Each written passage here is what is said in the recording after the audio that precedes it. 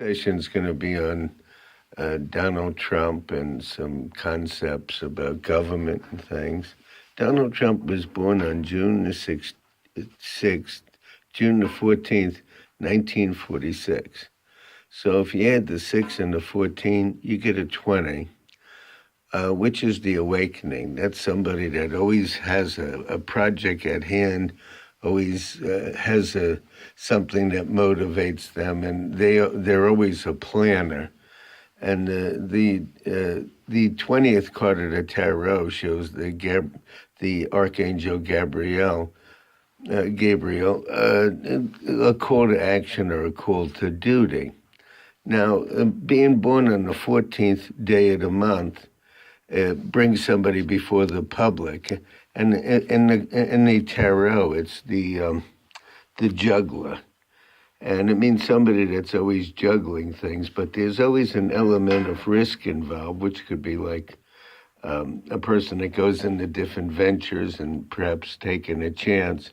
And there's always questions of people's actions or behavior. The 14th card of the tarot is the juggler, somebody that juggles things. And they deal with the public, and this is why I put the public number to juggler. When you add up 6 and 14, which is the month and day of birth, you get to 20. And if you add up 1946, 1946 equals 20, which equals a 44. And 4 is, like I've said on numerous videos, it's an oppositional number and has to do with the planet Uranus. And there's always an association with August or Leo or February or Aquarius people. And people born on the 4th, 13th, 22nd, or 31st day of any month. And Donald Trump basically is an aristocrat in our society, a wealthy person of property and substance and big business and so forth. And he was very similar, as I said on another video, to George Washington, who also came out of the aristocracy. He wasn't the average person. And he really climbed the ladder, George Washington. They wanted to make him king, and he became president out of opposition because he was the 44 himself. So it's an oppositional number, and there's always opposition in regards to those people. George Washington, it was Alexander Hamilton and Andrew Jackson, and there was a lot of controversy with him. And anything Trump does, there's always controversy, tweeting, things that he does, things that he says, people redefining him. Now, to go back, when we hit the Depression, Franklin Delano Roosevelt started Social Security and Medicare, and then Medicaid was an offshoot for poor people so that they would have medical care and health and some retirement. They'll be able to pay some bills at the end of their life. And it was based on the concept of sharing the wealth with the wealthy or the business class, and for them to kind of like give the average person something so they wouldn't be destitute in their old age. Rich people on Wall Street jumped off buildings, the rooftop of buildings, not to have to labor as a rank and file person when their fortunes dissipated. They wouldn't want to go through the labor of the average person and working just to keep a roof over their head. They chose to go off the roof rather than that.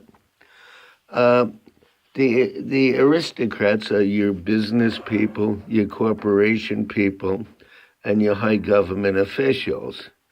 They don't want to contribute to the employees to their retirement of their employees and medical or benefits and retirements after a lifetime of labor. They call these entitlements,